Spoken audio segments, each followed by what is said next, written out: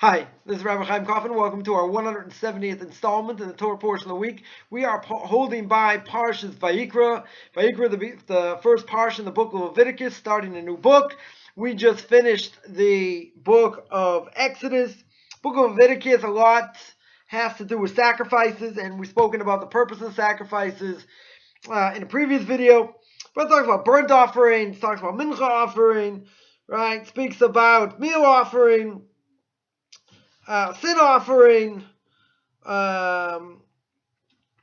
etc. So at the end of the parsha, the Torah tells me, chapter 5, verse 20, and really verse 21. It says the Lord spoke to Moshe, saying, verse 20. In verse 21, it says, if a person sin and commit a trespass against the Lord, lie to his neighbor, and that which he delivered him to keep, or in a loan, or in a thing taken away by violence, or have wronged his neighbor. Right? So we're going to focus on the first part of the verse. Right? Because the first part of the verse tells me if a person sins and commits a trespass against God. Right? So comes along, Mori Rebbe, Rav Agon or Moshe Shlita, should be well. Brings down in Tam Vadas, his commentary on Chumash. And he says that people in general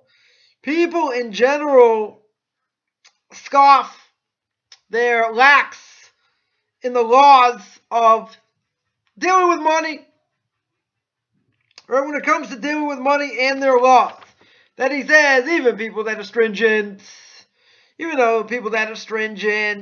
other mitzvahs, whether it's mitzvahs between man and man, mitzvahs between man and God, they are lenient over here in monetary matters. Right? By stealing, by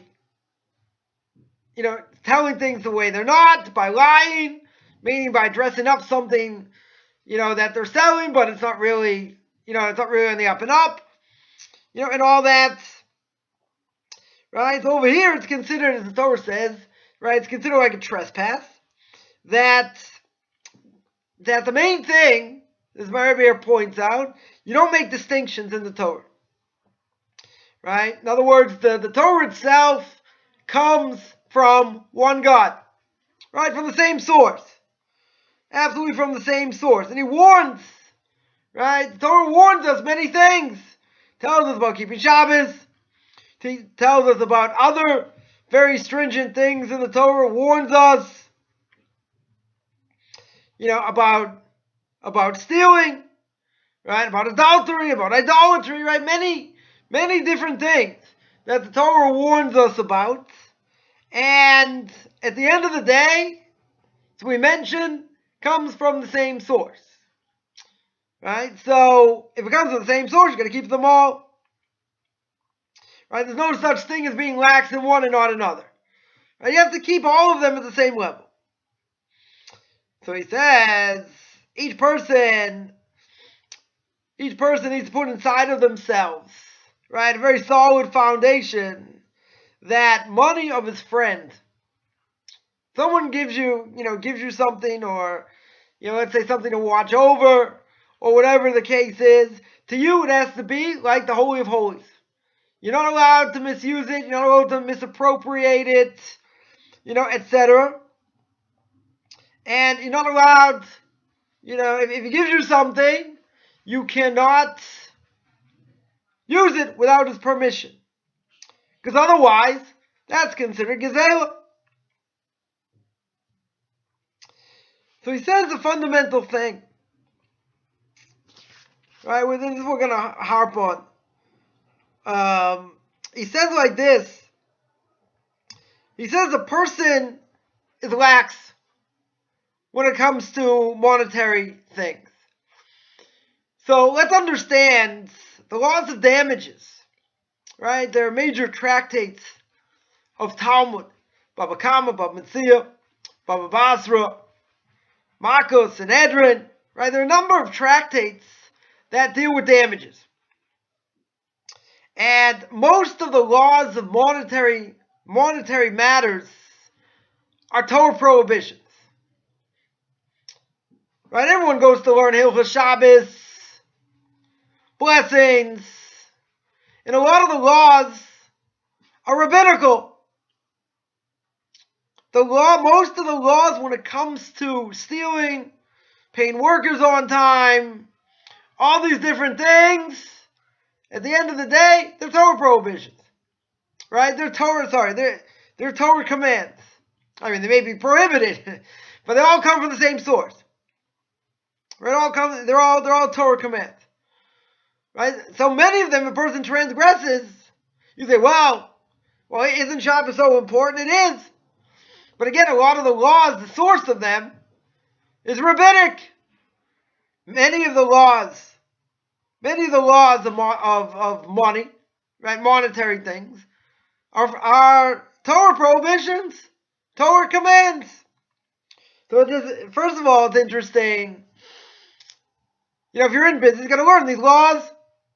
100%, you got to learn these laws.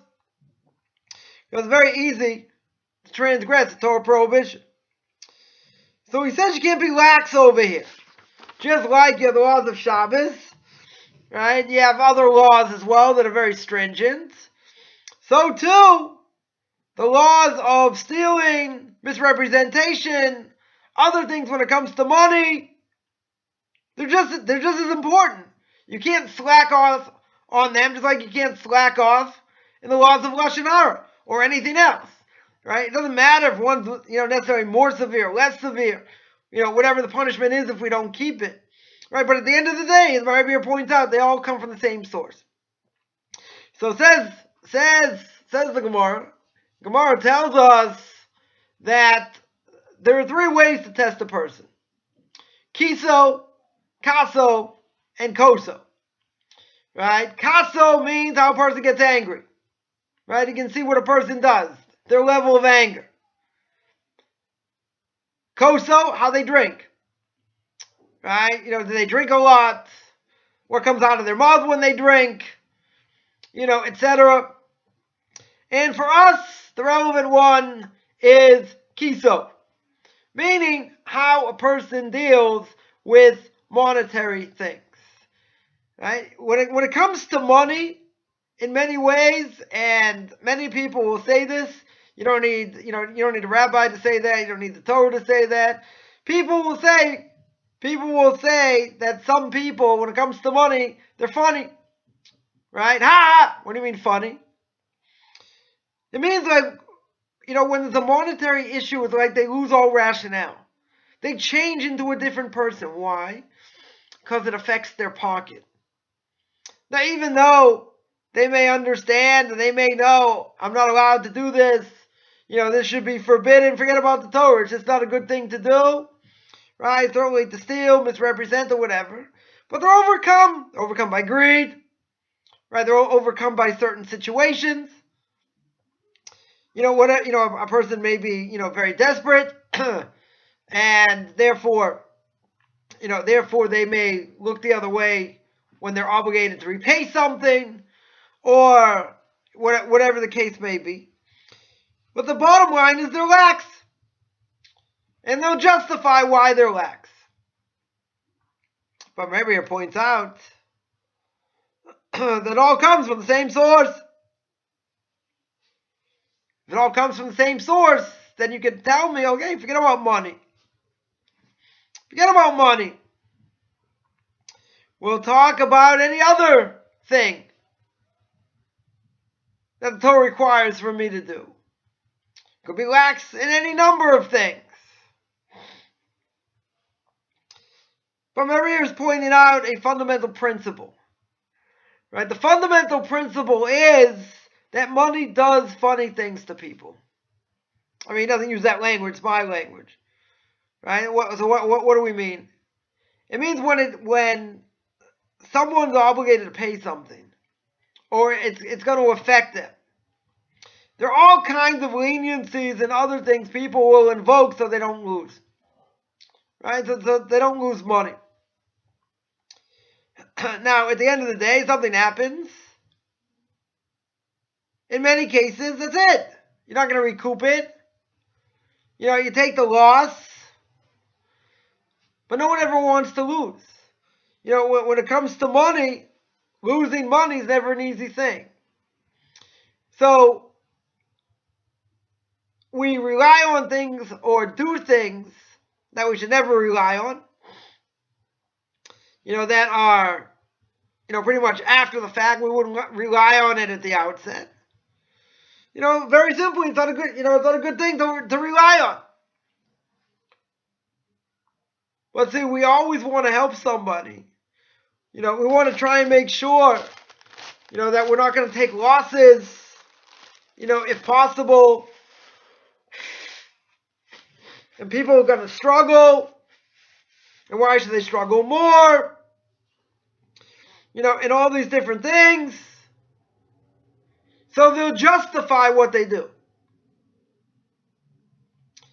And they'll cut corners. They'll rely on things you should never rely on. So my Rebbe here points out, you can't do that. Right? You can't do that by anything, but specifically by money. Because people look at money in a different way. I remember someone told me a story. They were buying a piece of property. Right? They were buying a house. And a person they were buying it from had a storage shed. So they didn't sign, they signed a contract basically saying that the person's going to buy the property for X amount. And shortly, then a week or two, they're going to write up a formal contract. But basically saying that this person's buying the property, and that's it. Right? And that's including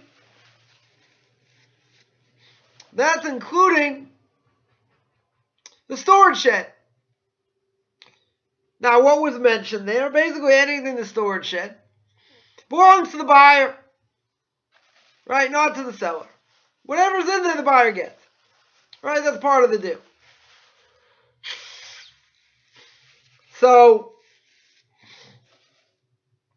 a few weeks later, right, a contract signed, and this person takes things out of the shed, the seller. How's he allowed to do that? It's not his. It's frozen. Doesn't belong to him anymore. The deal falls through, it's one thing. Right? But essentially, it doesn't belong to them. So the buyer was informed by the person living there that the seller was taking things out. So comes along the buyer and asks the seller, what's going on? Things in the storage shed belong to me.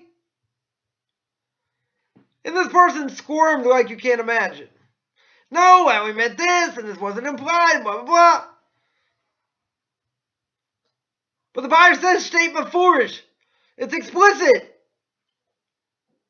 This thing's not really worth that much, but to me it is, whatever, and I didn't have that in mind. I didn't have that in mind when I sold it. So, seemingly, the things inside, I'm not going to say they were so significant. Right? They weren't necessarily so significant. But at the end of the day, you signed the deal. With a full heart. So how does he have a right to take it out? He doesn't. It's forbidden. Essentially, he's a thief. Right? He's taking what doesn't belong to him. I mean, it did, and now it doesn't. So even in that interim period, until it closes, he can't touch it. Unless it explicitly states he could. Someone gives something to someone else to watch. Right? He says he's going to pick it up in a few days, but whatever, he gives them something to watch. Now the person's not allowed to use it. He's allowed to guard it. He can move it if he's afraid it's going to get damaged. But he can't use it. And a person uses it, it's forbidden. Right, certainly if he breaks it, he's going to have to pay for it unless let's say he moved it, the person moved it because they were afraid it's going to get damaged. And they moved it in a normal way. And something happened, it was an onus. Okay, now it's the question, what type of watcher, what type of guardian they are. Whether it was for money, it wasn't for money. It depends on a number of things. But in general, if it's something that the person could have used, and now it's in his possession, unless he needs to move it because he's afraid it's going to get damaged, he's not allowed to touch it. See, but the Yetzer Hara gets us. Now the person wouldn't mind if this. Could be. Right? Could be where the person gave it to you. He wouldn't care. As long as it doesn't get damaged. But if he doesn't say it, you didn't ask him, you're really not allowed to touch it. You put it somewhere, that's it. Out of mind, out of sight. So when it comes to business in general, again, my language people are funny. Because there are people that are not on the up and up. They misrepresent things. They lie. Right? Word gets out. But you ask, if someone's involved in business, there are a lot of obligations. Right? You can't misrepresent. Obviously, you have to tell the truth 100%. You gotta be honest. That's one of the things. One of the first two things the person's going to be asked after 120 years. One will be the you learn Torah. The other is, were you in business? When you were in business, did you do it honestly? Money is a big evil inclination. We're living in rough times. Right? People do what they need to do to survive. But you're not allowed to lie. You're not allowed to cheat somebody. So you tell me that's obvious. It is. Doesn't mean people, uphold, what the Torah says. They can make excuses. We can make excuses in all things. But the Torah 100% across the board is straight. You're allowed to do this, you're not allowed to do that. Right? Some things are more strict, some things less strict. Right? When it comes to the punishment, regardless, I have to uphold the whole thing. Whether it's in business, whether it's by Shabbos, whether it's by festivals, whether it's by Lashon Hara, blessings, I have to uphold it to the best of my ability. There's no compartmentalization. So you tell me, okay, why is it telling me this? This is obvious. People have to be honest in business. So I'll tell the following two stories. There's one story that a businessman comes to one of the great rabbis of the last generation and asks him the following question. Question is, I sell certain types of cloth. Right? And these types of cloth, they're different, there are different gradations. I have the best, I have the not so best, and I have the worst. So this was the following question. Can I sell something that's grade C quality? And can I sell it as grade A? Right, again, you got grade A, grade B, grade C. Grade C is the worst, it's the more inferior thing. Right, so the question was, can I sell grade A as grade C as grade A? So the great rabbi says, I don't understand the question.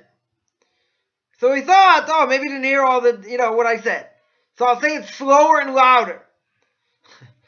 So the person says it slower, louder, and the rabbi stops him in the middle. He says, I understood the question. I'm not deaf. Why in the world do you think that's permissible? It's forbidden. You can't misrepresent. It's a Torah prohibition. So what the person answered, and a friend of mine heard this, was there when it happened. And this person says to the great rabbi, Rebbe, that's business. No, that's not business. That's a Torah prohibition. So I'll tell you a second story. Second story, a woman comes to buy certain garments, and there's gold embroidery, right, around the top, right around the neck, I guess, or wherever. And person selling it, an Orthodox Jew, right? Let's make clear the other story was an Orthodox Jew. This story also was an Orthodox Jew. So it looks fancier. They sell it for a higher price, right? Much higher than something else. Person buys it, and something, obviously you can wash it, put it in a washing machine, doesn't have to go in delicates here, or even if it would, doesn't really matter, right? They washed it the normal way, and that gold embroidery came off after the first wash. After the first wash. So seemingly that gold embroidery was fake, or it wasn't sewn properly, whatever the case was, it came off, disappeared. So this person comes back.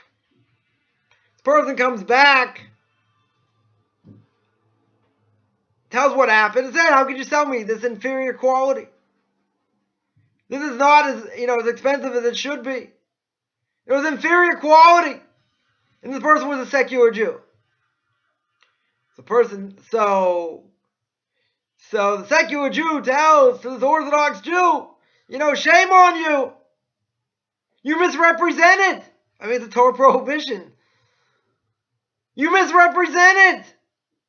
How could you be an Orthodox Jew, mislead people? And if you want to draw people closer to Torah, this is the answer you never ever give. And the answer was, who told you to put Orthodox Jews on such a high pedestal? Again, another true story. Now that's obviously the wrong answer. That is desecration of God's name, in the loose sense. Because then this person says, oh, this is what Orthodox Jews do. They connive, they steal, they lie. Now some do, not going to say not. I mean, you can't overgeneralize.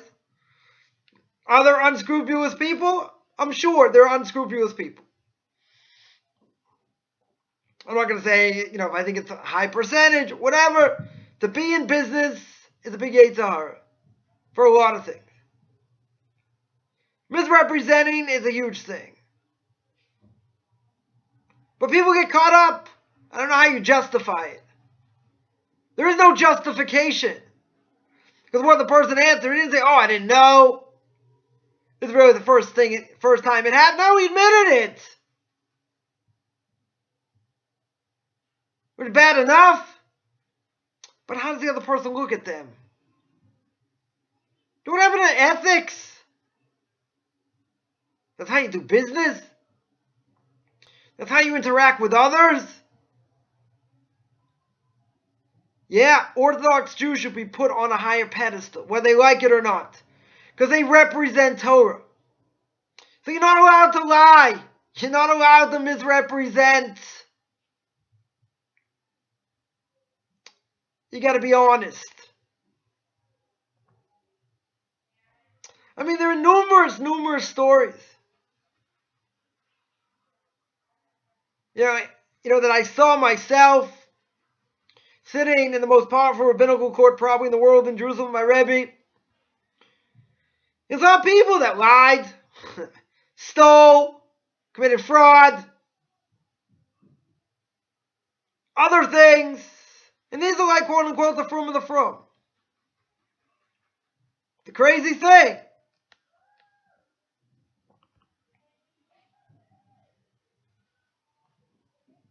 So I would sit there incredulous listening to people. I would ask my Rebbe, different things about different cases, make sure I understood and why they went like this and not like that. But I asked them once the following question. And that is, someone goes to a rabbinical court, let's say they have an argument with somebody, and they hire what they call a Toin Rabbani. Toin Rabbani is basically a high-priced lawyer that gives over the information to the rabbinical court. Right? In other words, it basically represents, one side. One side. So, a lot of times they yell and scream, they jump up and down, this, that. So once a case came in, and this Toin Rabbani, the Toin Rabbani gives, his explanation.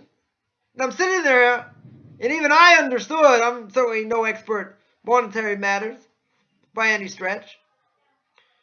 Right? But I sat there, and I said, this guy's lying through his teeth. Right? Even I know that. Even I saw that. So, basically that side lost. Right? I went through a few different times. They had to come in, whatever. But basically, they had no claim at all. So I asked my Rebbe afterwards, I don't understand. I said, even I know. Even little old me, I could have said, this guy's lying through his teeth. Game over. So I said that there's no integrity. I said, what happened to integrity? So my Rebbe laughed. He said, listen, if I were to pay you that much money, you'd also lie. I said, I hope not. Money blinds people. So how can somebody, represent somebody knowing that it's a lie? The person who did it, guy himself's a liar, but now you're lying for him. So how can you do it? Tell me it's about money. This guy's getting paid a lot of money to represent him just to lie. That answer is probably. So I remember a number of things I've seen in kashrus, in business dealings with people, in other things. And I asked my Rebbe once. I didn't have to ask him more than once. When I was incredulous, I heard certain things, saw certain things. I said, Ribono Shel Master of the world. Not calling my Rebbe God, don't make the mistake. But I said to my Rebbe, Ribono Shel how can it be? How can it be people supposed to represent Torah to the highest level? What we're supposed to do in this world. How can it be that there are people out there that have no integrity?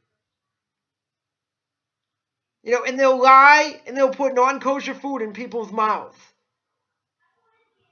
Or they'll sell wine that was watched by people that weren't Shomer Shabbos, makes it into Yayin Nesech. Right? What I call spiritual cooties wine. Can't drink it, gotta burn it. Gotta not spill it out. You gotta not burn it, sorry. You gotta spill it out. You can't use it. Right? The rabbinic prohibition. Right? Because someone who doesn't keep Shabbos has the status of a non-Jew. You can't use a non-Jew as a mishkiach to watch wine. You're not allowed to watch over wine. Makes the wine forbidden. How could someone do it? How could someone put his name on it and sell it? Even with proper quote-unquote rabbinic supervision. People have no integrity. Again, I'm not talking to everybody. Right? Not by a long shot. But there are people out there that do not have integrity. They go to synagogue 3 times a day. They keep Shabbos. They keep kosher. They keep family purity laws.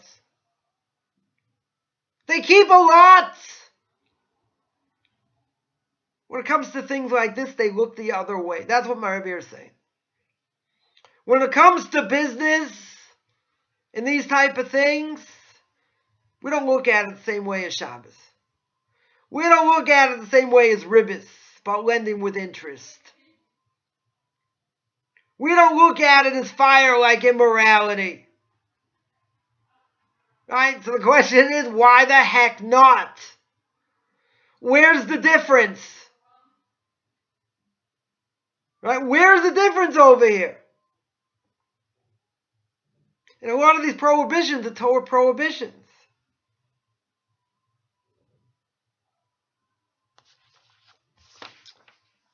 So I've learned a lot over the years.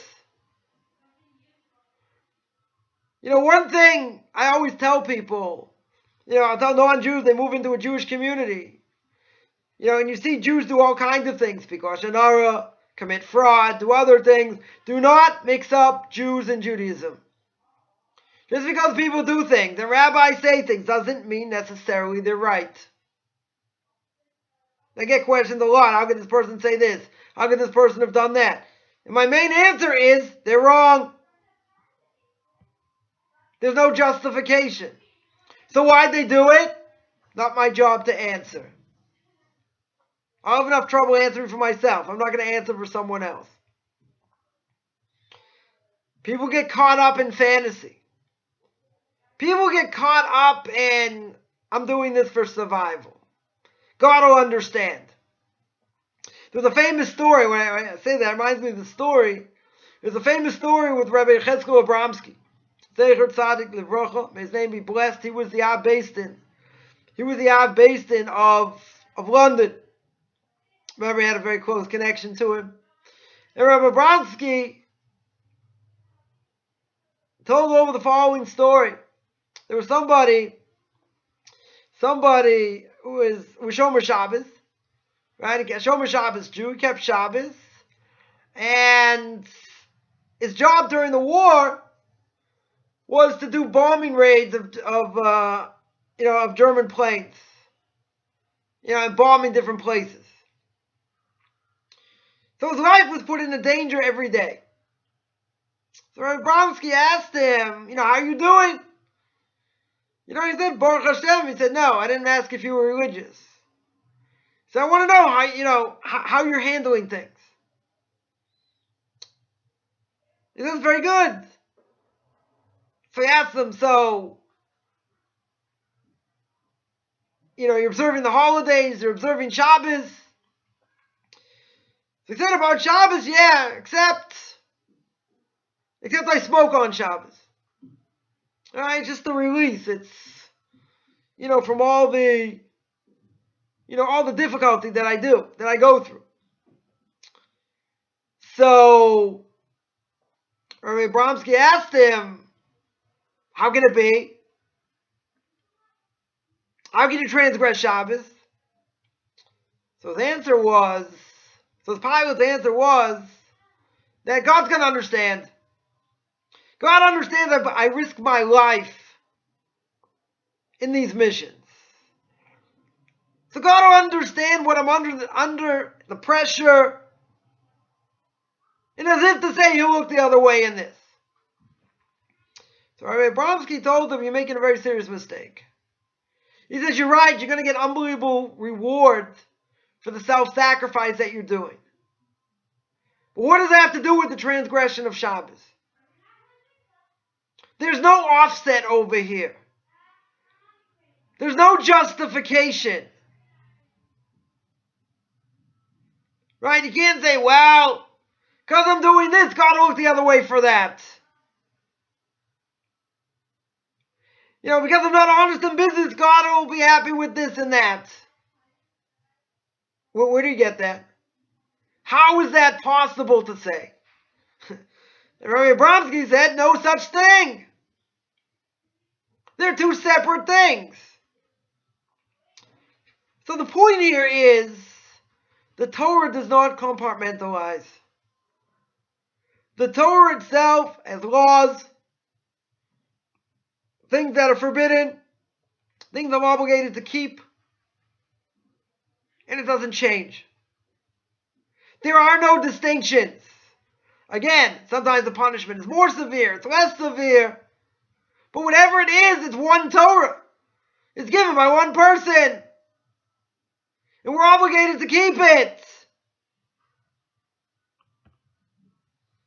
Right? 100% we're obligated to keep it. So how can we justify it? Answer, we cannot. So that's what my Rebbe here says. Just like we're warned about Shabbos, warned about other stringent things that we're not allowed to do. When it comes to money, same thing. Could be even worse. Because a lot of these things are Torah prohibitions. Right? We can't trample over the Torah. And we can't say, well, I'm keeping this, I'm keeping that. Gotta look the other way for this. Doesn't matter what the prohibition is. I mean, if it's something severe, all the more so. That wouldn't be the case. The Torah is one unique body. It's one whole thing. It's not, oh, this is lenient, so I can do this, and that's not, so I'll be more stringent, but gotta look the other way. That's not true. We have to be steadfast. We have to work hard. And if we're in business, we got to be all unbelievably careful. Because the laws of business are complex. Right? Misrepresentation, paying workers on time, different things. But there's another aspect. The other aspect is, we mentioned, one of the first things you're going to get asked upstairs is if what you did, if you were honest in business. That means you can't misrepresent. That means you have to be squeaky clean. Especially if you're dealing with secular Jews or non-Jews. Right? You have an obligation to even be more squeaky clean. To go beyond the letter of the law, so there is no, there is no chashash. Right? There is no worrying about, is the person honest, or relying on things, that we shouldn't rely on and all that. Got to be absolutely careful. Because at the end of the day, it could be a desecration of God's name. And we wouldn't have a good reputation. Because what's going to be is you're going to have a few schnooks. They'll do underhanded things, and the entire Jewish nation gets blamed. For better or for worse, because we're all intertwined. Which we've spoken about a number of times. So whatever we do, we want to do to the best of our ability. When it comes to interaction with others, Jews or non-Jews, especially when it comes to money, you better be honest. So I want to remind everyone that I have a class every Tuesday night, 9 o'clock New York time, on the book Duties of the Heart. I do 2 Q&As every week, every Tuesday, Thursday, 10 o'clock in the morning New York time. I also have class in the book of Leviticus, 9 o'clock in the morning New York time, every Sunday. I also have conversion classes, right? I also do that. So anyone has any questions, you can find me on Facebook, Beyond Orthodox Conversion to Judaism. You can send me an email, rabbichaimkoffman@gmail.com, RABBICHAIMCOFFMAN @gmail.com. Wishing everyone a great Shabbos.